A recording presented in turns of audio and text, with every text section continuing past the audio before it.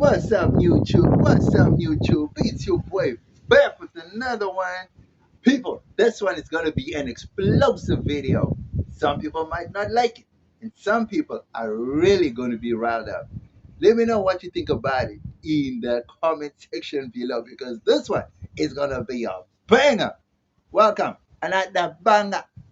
Voila. So, people, as you could rightly see, right, that in the intro, I didn't mention the title of the video. I didn't mention what the topic was going to be about, right? And it was strategic to do that, right? Because I didn't want to cause an uproar from the outset, right? But here's the truth. And to be honest, guys, it's shocking, right? But hear me out. Now, the topic of today is simply going to be one that is going to shock everybody. Like I said in the intro, it's going to be explosive because of what I've discovered, right? So, the topic of today is why proof of why the Afrikaner people love South Africa more than the black people. Now, you might argue with this, you might debate me on this, you might want to bring up proof of disagreements and this and that. But I'm going to lay down my argument as to why I think the Afrikaners love South Africa more. And in this case, I'm actually talking about leadership, right? So the Nationalist Party, right? They loved South Africa to the bone, to the core. They were the essence of what South Africa was supposed to be, or what South Africa is supposed to be, right? And I base this on a lot of things, right? Quite a few things. And you'll see when I start laying them down and then you might argue. Now, we are not going to get into the whole apartheid debate. We all know, disclaimer, we all know apartheid was bad, it was evil, it was despicable, it was inhumane, it was horrible, right? We don't wish apartheid to come back and we never wish apartheid to ever exist in the world. We all know that. We all know the history of it, so we're not getting into that. We are not talking about apartheid. We know it was bad. We're not talking about that, right? Now, we're just focusing on the leadership of that day and the leadership of now. That's what we're talking about. Leadership during apartheid days and leadership post-apartheid days. That is what the focus is on about. And that is where I'm basing my argument on to say proof of why the Afrikaner people love South Africa more than the black people do. And that's my argument, right? So let's get into it, right? We are not talking about apartheid. So please don't come in the comment section and tell me about apartheid and talk about. We are not talking about it. I already said it's bad, it's horrible. We're not talking about that. We all know about it. Leave that aside. We're talking about the leadership, what they stood for and what they fought for. And we're talking about the current leadership and the leadership after apartheid, what they stood for, what they fought for, and what they believed in. That's what the whole topic is about. Now, listen to this. I was shocked to learn that the apartheid government was under so much pressure from the whole world, right? To dismantle apartheid and all that, and that the ways they were running the country was not humane. Rightfully so. But now listen to this. The apartheid government, they did not answer to anybody. They refused to answer to Russia, China, Britain, America. They totally refused to answer to anybody. They worked for themselves. They were answerable to themselves. They were ready for any consequence because they made sure they built up their societies that they did not need to depend on anybody. They did not need funding. At some point, they were receiving funding from America and from the UK and other countries, if I'm not mistaken. And then when these countries started putting pressure on them to dismantle apartheid, they turned around and refused. And they said, no, you can keep your ideas and your funding and your money. We will do what we can with what we have and we'll build ourselves up. Hence, they built up an army of 700,000 strong military men. They built up nuclear weapons to defend themselves. They built up ESCOM because they didn't want to depend on electricity from no other person. They built up Telcom because they didn't need telephonic communications from anybody. They built up eScore because they didn't want to depend on steel from anybody. They even built up Sasol so that they could turn coal into electricity and liquid. People, the Afrikaner people, well, the Nationalist Party, they were so determined to be self-reliant that they did not want to depend and to answer to anybody. In short, they were not willing to be bought by anybody, and they were not willing to work for anybody. Not America, not Britain, not Germany, certainly not Russia and not China, because those were seen as the communists. Now, if you are willing to build up nuclear weapons to defend yourself from any threat, from America right through to China, what does that tell you? What does that tell you? They were willing to live by their own convictions. They were so headstrong and believed in what they believed in. And it showed in their characters and in their never say die attitude. Right? The Afrikaners built up rugby to such a point that it became a cult. It became a cult sport. It becomes a national pride. It becomes the symbol of their endurance. I mean, you've got to admire that. You have to admire the resilience, the courage, the determination, the the guts and the willpower to go at it alone and still have a thriving economy. And yet they were ousted from the rest of the world. Now, I don't know if it's right for me to say that was, even though it was just a 40-year run, I don't know if it's right for me to say that was a remarkable feat. I don't know if the word remarkable is the right word to use here. I don't know if I'm supposed to say an amazing. I don't know if it's the right word to be using all these um, words that glorify the character or the characteristics of the government of that day, right? Contrast. Now let's look to the post-apartheid government. Oh my God. Oh, oh. People, the ANC and whoever else they brought into the government with them. From day one, from day one, Britain, America, Germany, and wherever told the ANC, if you dare take the land and you dare do this and you dare do that, there will be a war. And guess what? They did exactly that. They did nothing because of the threat of war. Now listen to that.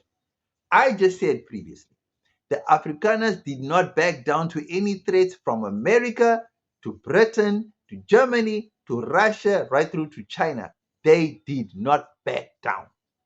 They said no, no to everything. They said no. Dismantle part, they said no. Stop that, they said no. They even built up the nuclear defense weapons, willing to fight back. Entered the ANC in 94. First thing they were told, you're not going to touch the land, you're not going to touch any assets. And what did they do? They yielded. First thing first, they yield. First thing first. The first thing you do when you come into government, you yield to what the enemy is telling you. Man, what rubbish is that? I mean, the ANC, from the word go, the ANC had sold the country already. That is why the Codesa minutes are not even made public.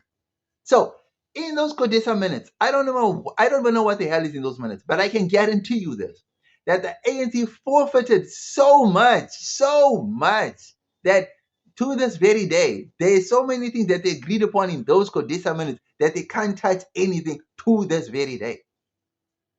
That's just how bad it was, right? So let's go step by step. The Nationalist Party, they built up ESCOM. ANC came in. Where's ESCOM now? Where's Telcom now? Where's the post office now? Transnet. All the SOEs.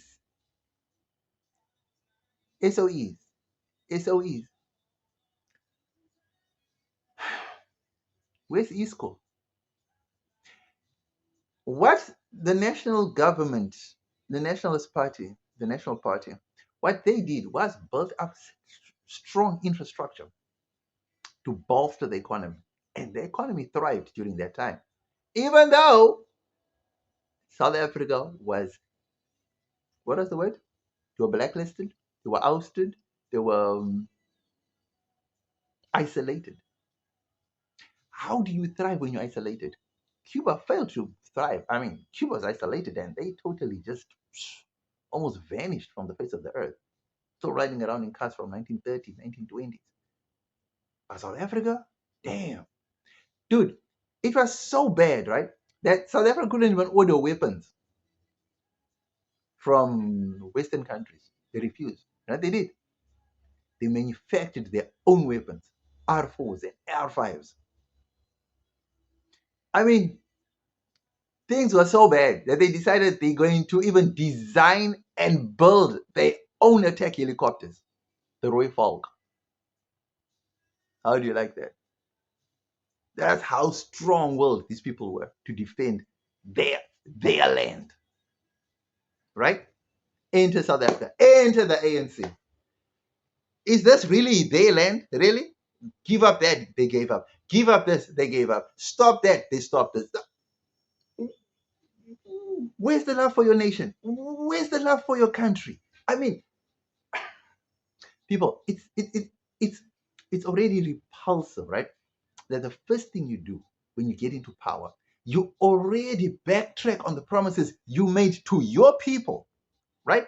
Now we know that the ANC does not work for itself and it does not work for the betterment of the people. The ANC is answerable to somebody or some people. That's what we are now seeing and that's what we now know. Because why on God's green earth would you give up coal? You stop using coal. You're moving towards green energies, renewables. The countries that paid you $8 billion to stop using coal, but you ship the coal to them. Who exactly are you working for? The Afrikaner people refuse to do that. They built this country with coal. But you're deciding, oh no, guess what? We'll take the money, we'll stop using coal, we'll ship the coal to them. People,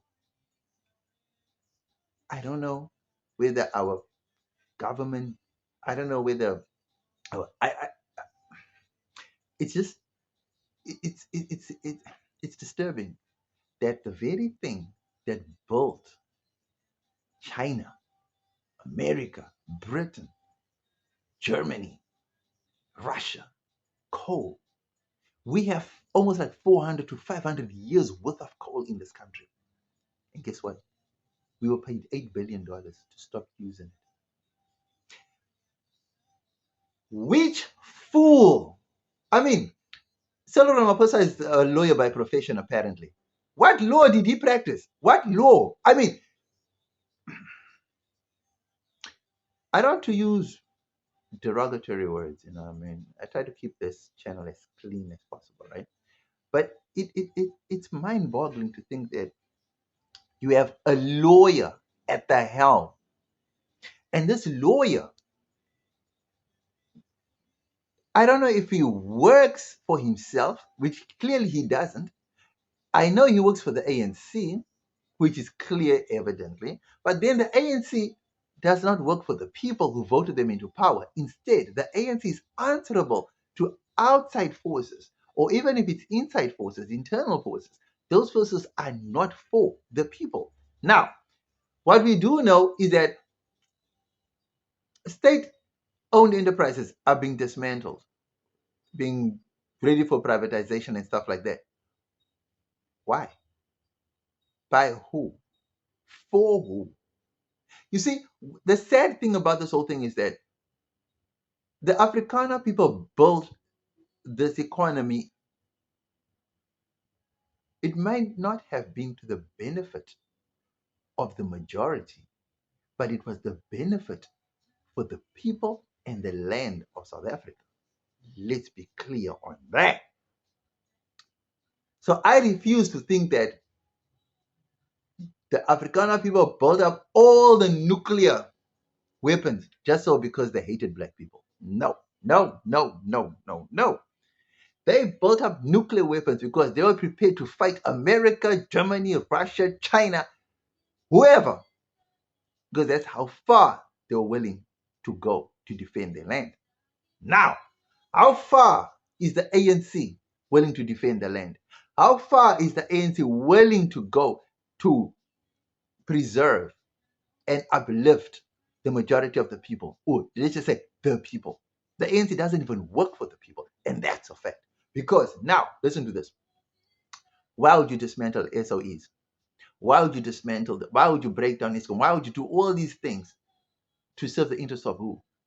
I mean, if the people need electricity, why are you in the business of dismantling? You're calling for you're calling for this entity to be broken into 4 parts. It was functioning perfectly fine in one part. So now you coming with this. People, the the National Party had a 700,000 strong army, and they were only about a population of what? 3 million, 5 million, 7 million at a time. And they had like 10%, let's just say 10% of this, whatever million they had like 700,000 strong people ready to fight for them. We have 64 million South Africans, and our army stands at about what? 77,000, with about another in reserve, about what, another 100,000. So altogether, we're looking at about just over 177,000, 150,000 in total. Let's just put it around together, 200,000. And that's not even that high, but let's just give it that credit, 200,000. People, how do you reduce the size of your army force from 700,000 down to 77,000? And you are saying you are seriously really threatening to go to war with other countries with 77,000 soldiers. And that's,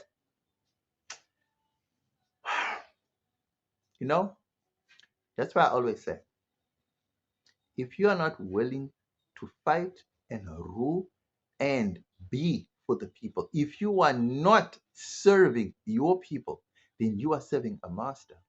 Now we need to find out who that master or those masters are that the ANC are serving. Because clearly the ANC is not serving the people of South Africa. Trust me when I say that. So, I want to know one thing. The ANC are so fixated on outside priorities, right? I'm not saying the ANC should not have taken Israel to the ICJ. I'm not saying that. They should also have their foreign policy where they help other countries out, which is a good thing. But let's be honest. We have internal problems. We have like a power struggle dynamic going on for the economy.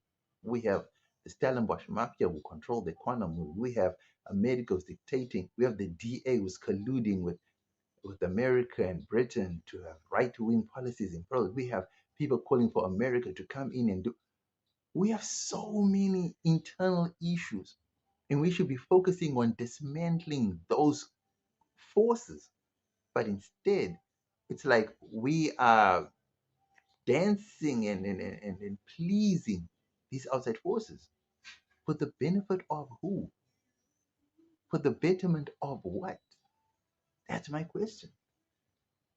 I don't know if I'm right or wrong on this, but my research shows me that the ANC is not serving South Africa. The ANC is not for the people.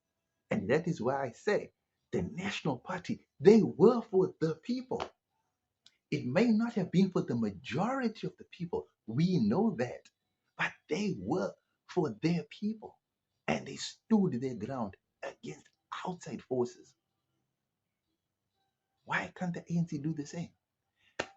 I remember Julius Malema once said, Mandela always spoke about the land, the land, the land before taking power. And then as soon as he took power, the land issue story just died down. Right there, right there. That shows you that Mandela was a sellout. The ANC are sellouts. They are serving a higher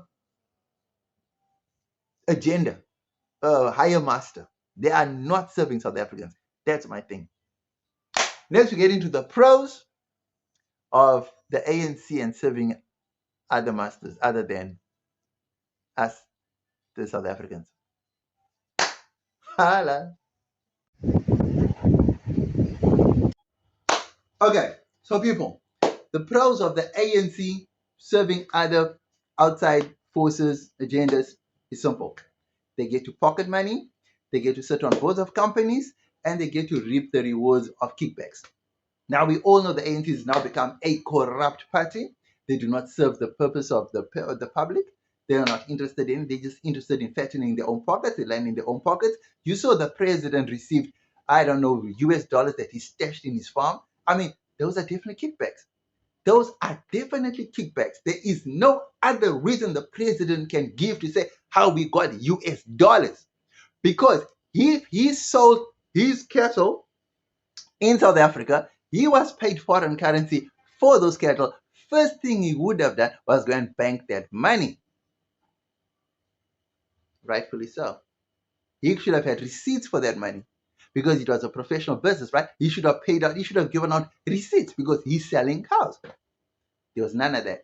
And guess what? He doesn't even call the SAPS. Who does he call? The presidential guard, the presidential whatever. And guess what? People, the benefits of serving an outside force or higher forces is that you get to engage in corrupt activities. You get to benefit with kickbacks and positions on boards in companies and money. We all know that. Those are the pros. Next, we get into the cons. You know how we do.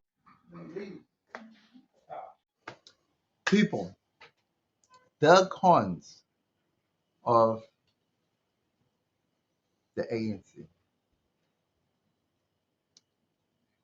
It's said that the ANC has become a rogue organization. It's said that the ANC no longer has any ideas of how to run a country. It's said that the ANC cannot even defend South Africa. It's even said that the ANC cannot even. The ANC needs to go back to the drawing board. The ANC needs to look deep inside its soul, deep inside itself. Because at this rate, they do not even have a replacement for Cyril Ramaphosa. The ANC needs to learn from the National Party what it means to be patriotic, what it means to be nationalist, what it means to serve your people, what it means to build a strong country that is willing to take on anybody and everybody, in a country that is not answerable to any outside influences, no matter how big and strong those outside influences are. Up until then, the ANC will always remain a puppet government for whoever is the puppet master. And at this point, the puppet master really seems to be China. But as the saying goes, America too is South Africa's puppet master, because there's proof that when the Dalai Lama tried to come here, Big Brother China said, nope. South Africa said to the Dalai Lama, no. Now, Donald Trump is saying, okay, you took Israel to the ICJ. We're going to cut funding to you, and we're going to do this and that. If you don't stop this and that with the farm murders, and you do this to the Afrikaners, we're going to do this to you. So make sure you don't do anything. And guess what? We are responding in a way that pleases America. What did the National Party do to please anybody? Nothing. That is what the ANC needs to become. They need to become a government of the people, for the people. They need to ask the people, what do you people want? The people say what they want. The ANC acts according to what they want. Even if Donald Trump says, even if Xi Jinping says, they will tell him, no, our people said this, that, and the other. So up until that day comes, South Africa and the ANC, we will always be sitting ducks and will always be puppet people to our puppet masters. Let me know what you think about this topic. Was I on the money or did I totally miss it with this one? Don't forget to like, comment, share, and subscribe to the channel. You know we're family, right? Like I always say, hate comments are always welcome.